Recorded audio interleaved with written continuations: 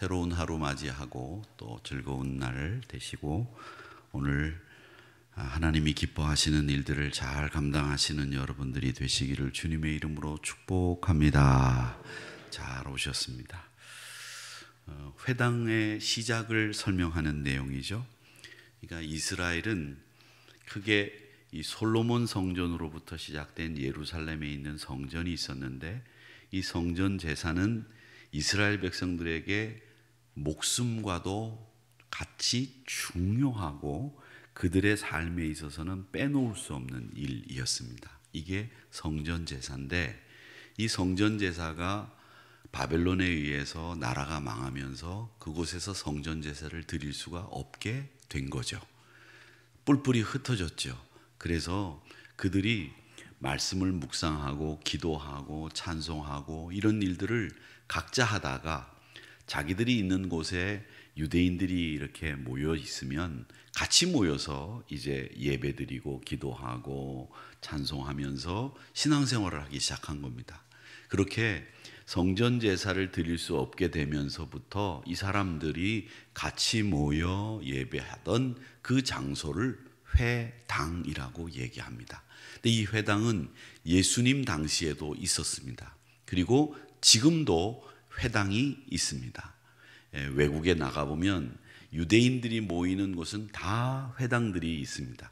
근데 그 회당이 무슨 역할을 했는고 하면 우리 개신교나 가톨릭 교회에 우리가 지금 가지고 있는 이 예배 형태, 이 예배 형태는 회당의 예배 형태가 우리 기독교인들의 예배 형태가 됐다. 이렇게 성경학자들이나 예배학자들은 이야기를 합니다.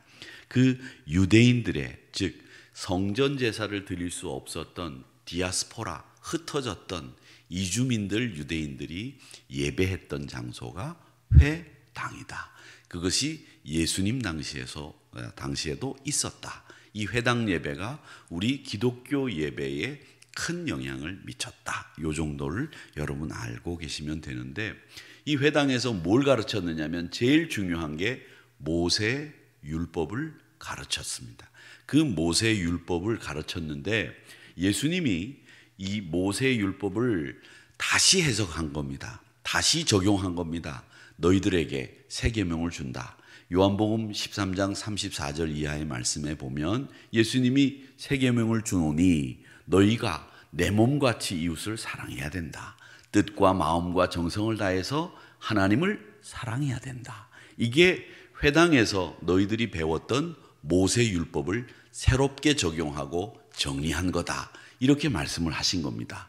그래서 하나님 사랑, 이웃 사랑 이게 너희들이 회당에서 배운 그리고 회당에서 예배하면서 너희들이 깨우친 진리의 핵심이다. 이걸 가르쳤다라고 하는 겁니다.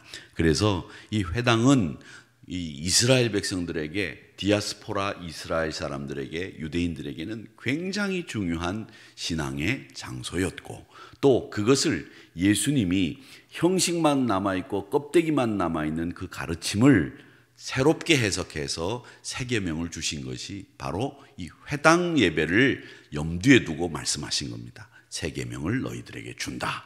모세 계명이 아니라 새 계명이다. 그게 뭐냐? 내 몸같이 이웃을 사랑하고 하나님을 마음과 몸과 뜻을 다해서 하나님을 사랑하는 것이 새 계명이다. 이렇게 말씀하셨다는 거죠. 그런데 유대인들은 이런 예수님을 가르쳐서 하나님을 모독한다. 모세 율법을 제대로 가르치지 않는다 해서 그를 반역자로 몰아세우고 십자가에 못 박히기까지 몰아세운 것이었다라고 하는 겁니다.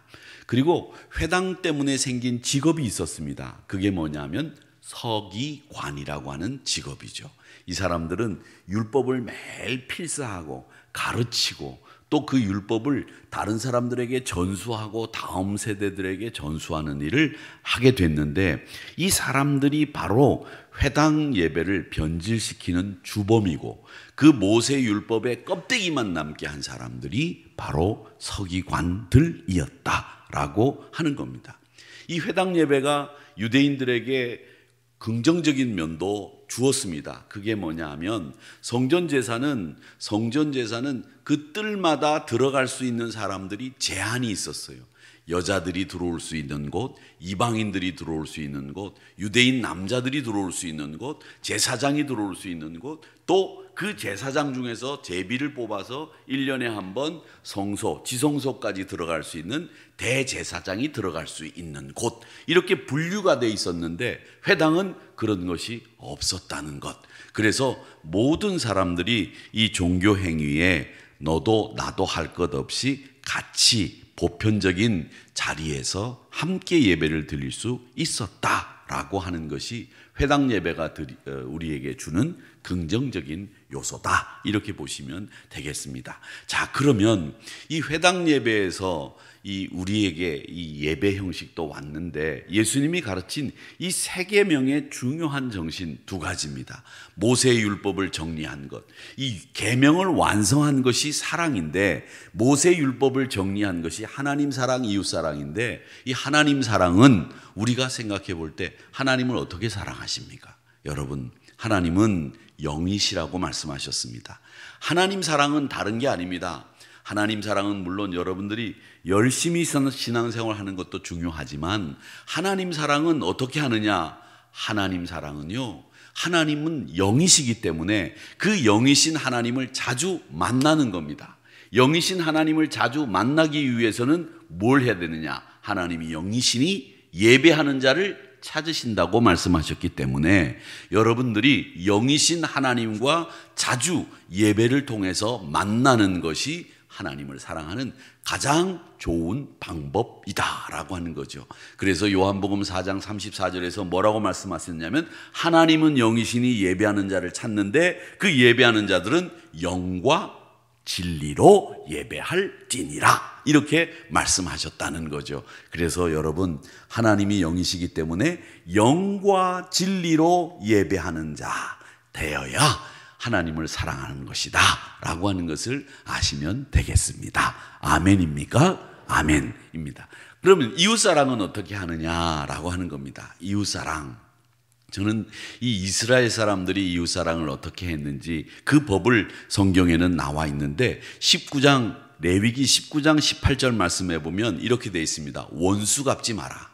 그리고 동포를 원망하지 마라. 그리고 내 이웃 사랑하기를 내 자신과 같이 하라. 나는 여호와이니라 라는 말씀이 레위기 19장 18절 말씀에 있습니다. 거기에 나오는 말씀이 이웃사랑의 딱 중심, 핵심, 구약 성경의 본문과도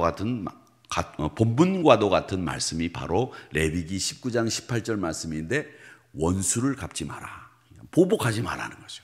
동포를 원망하지 마라. 누구 책임 돌리지 말라는 거예요. 그리고 이웃을 내 몸과 같이 사랑하라. 이렇게 말씀하셨습니다. 우리가 자주 범하는 실수죠. 남에게 탓하고 또 보복하려고 하는 마음을 갖는 거, 이런 것들. 그런데 이웃을 내 몸과 같이 사랑하라고 한 다음에 이 레위기 19장 18절 말씀에 보면 나는 여호와이니라 라고 하는 말씀이 마지막 기록되어 있는데, 제가 말씀드렸죠. 나는 여호와이니라 라고 되어 있는 말씀은 뭐냐? 지키지 않으면 내가 너를 죽인다라는 말씀이란 뜻으로 알려드렸습니다. 그러니까 이스라엘 백성들은 성경을 읽으면서 그 말씀 끝에 나는 여호와이니라 라고 하는 말씀은 꼭 목숨을 걸고 지켰습니다. 왜? 안 지키면 죽는 거니까. 그래서 동포에게 원망하지 말고 원수 갚지 말고 내 자신과 같이 내 이웃을 사랑해라. 나는 여호와이니라. 이 말씀 안 지키면 죽는다. 이 말씀을 해두신 겁니다. 이게 레위기 19장 18절에 있는 이웃사랑의 가장 모델이 되는 말씀이다라고 하는 것이죠. 여러분, 이 사랑이라고 하는 것은 사람들이 하는 사랑에는 이 서양 사람들은 사랑의 질을 가지고 사랑을 나누었어요. 그래서 부모님이 자식을 사랑하는 사랑을 스툴기의 사랑이라고 했습니다. 친구들끼리 사랑하는 건 필로아의 사랑이라고 했습니다. 남녀가 사랑하는 건 에로스의 사랑이라고 했지요. 하나님이 자기 자신을 내어주는 사랑을 아가페라고 불렀습니다. 서양 사람들은 이렇게 이 사랑의 질을 가지고 나누었어요. 근데 우리 동양에서는 사랑의 질을 가지고 나눈 게 아니라 동양에서는 사랑의 방향을 가지고 사랑을 나누었어요. 사람을 높여드리고 올라가는 사랑이 있습니다. 그걸 뭐라고 부르냐면 공경이라고 불렀습니다. 부모님을 공경하고 하나님을 공경하고 다 올라가는 사랑이죠. 그리고 우리 교회에 있는 믿음의 선배들을 공경하고 이렇게 올라가는 사랑을 우리 동양에서는 공경이라고 이야기했습니다. 이걸 영어로는 리스펙이라고 그렇게 얘기를 하는데 이게 올라가는 사랑이에요. 그런가 하면 내려가는 사랑도 있습니다. 내려가는 사랑은 궁휼의 사랑이라고 합니다. 그래서 그걸 궁휼이라고 부르는데 이 궁휼은 뭐냐? 어렵고 힘든 소외받은 사람들, 이런 사람들을 사랑하고 나보다 못하지만 내가 도와주면 얼마든지 나보다 월등히 잘 감당할 수 있는 분들을 도와주는 사랑을 내리사랑이라고 얘기합니다. 부모님이 자식을 사랑하는 것도 내리사랑이죠. 내리사랑. 그래서 제가 이 내리사랑을 봅니다. 요즘 보면 우리 딸아이가 자기 아들을 막 안고 뽀뽀를 해요. 그래서 제가 그랬어요. 너 그 아들 그렇게 뽀뽀하지 마라. 나중에 크면 너 싫다고 한다. 그리고 며느리 생기면 나중에 그 며느리 좋다고 쫓아다니면 그거 내 다 소용없다. 내 거야 너는. 그게 왜 네 거냐? 며느리 거다. 제가 그렇게 일러줍니다. 그리고 네가 네 아들한테 사랑하고 뽀뽀하듯이 아빠한테 뽀뽀해봐라. 그럼 아빠한테 왜 하냐고. 이러면서 내가 너 어릴 때 그저 내가 뽀뽀하면서 키웠다 그랬더니 그건 그거고 사랑은 부모 사랑은 내리사랑이야. 이러면서 데리고 쏙 지방으로 들어가요. 이게 요즘 제 생활입니다. 여러분 내리사랑이에요. 그게 부모가 여러분 다 해보셨겠지만 이 부모가 자식을 사랑하는 게 내리사랑이에요. 그리고 우리가 내리사랑을 그걸 뭐라고 그러냐? 궁휼이라고 합니다. 이게 동양에서 내리사랑. 동양은 다 방향을 가지고 얘기를 하고 또 옆으로 가는 사랑이 있죠. 그걸 뭐라고 하느냐면 우애라고 합니다. 형제 간의 사랑, 성도들 간의 사랑. 이게 우애입니다. 영어로는 프렌드십이라고 하죠.